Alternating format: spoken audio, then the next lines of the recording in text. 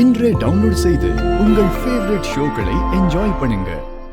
நம்ம வளர்த்த கடமைக்கு அவளுக்கு ஒரு கல்யாணத்தை பண்ணி வச்சு கடமை முடிப்போம்னு நினைச்சா அந்த கல்யாணமும் இப்ப நின்னு போச்சு.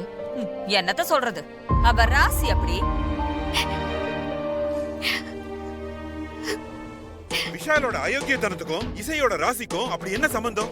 அந்த அம்மாவோட குணத்தை வச்சுதான் பையனும் நல்லவனா இருப்பான்னு நாம நினைச்சோம். அதுதான் நாம பண்ண மிகப்பெரிய தப்பு. ஜாதகம் சரியா இருக்கிறதுனால அந்த சந்தோஷத்துல நாம எதையுமே விசாரிக்காம விட்டுட்டோம். அவளுக்கு ஜாதக பொருத்தமே அமையல.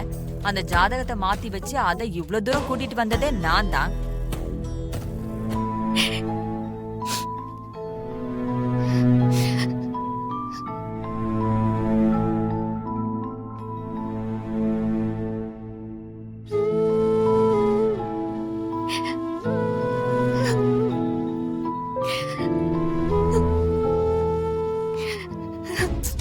இதெல்லாம் சொன்னா உங்களுக்கு புரியாதுங்க. எல்லாம் அவ ராசி. ஏங்க, அவளுக்கு இப்படி ஒரு இடம் அமையும்னு நாம யாராவது எதிர்பார்த்தோமா? எவனாவது ஒருத்த வந்து அவளை கட்டிட்டு போனா போதும் தானே நினைச்சோம். ஆனா எல்லாரும் ஆச்சரியப்படுற மாதிரி ஒரு பெரிய வீட்டு சம்பந்தம் அவளுக்கு அமைஞ்சது. ஆனா நினைச்சுதா நிலைக்காது. நான் தான் ஆரம்பத்துல இருந்தே சொல்லிட்டு இருக்கேனே, அவ ஒரு ராசி இல்லாதவ.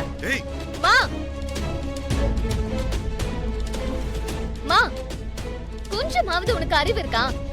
என்ன பேசுற நீ? எந்த நேரத்துல எது பேசணும்னு உனக்கு தெரியாதா? ராசி அது இதுன்னு பேசிட்டு இருக்க. என்னமா ராசி? நீங்க சொல்ற மாதிரி பார்த்தா ராசி இல்லாதவன் நான் தான். நிச்சயம் வரைக்கும் வந்து எனக்கு தானே நின்னு போச்சு. என்ன பார்த்து யாராவது ராசி இல்லாதவன்னு சொன்னா உனக்கு எப்படி இருக்கும்? இங்க பாரு வர்ஷினி, இது வேற அது வேற. நீ ராசி இல்லாதவ இல்ல, ராசியானவ.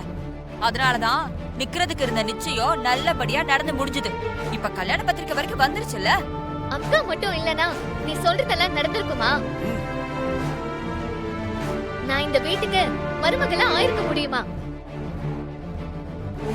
மா, இனிமே இந்த ராசி அது இதுன்னு பேசுன அவ்வளவுதான். நானும் இந்த கல்யாணம் வேண்டாம்னு சொல்லிட்டு போயிட்டே இருப்பேன். ஐயோ வர்ஷினி, என்ன பேசுற? வார்த்தை கூட அப்படி எல்லாம் சொல்லாத. அப்ப நீயும் அந்த வார்த்தைய சொல்லாத. இசையக்காவ ராசி இல்லாதவன்னு சொல்லாத. ராசி ஆனவன்னு சொல்ல முடியலனாலும் வாயை மூடிட்டு அமைதியா இரு.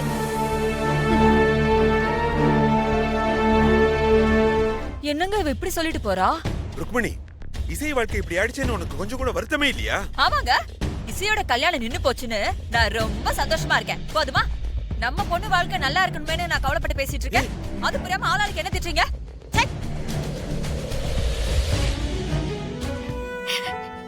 அக்கா,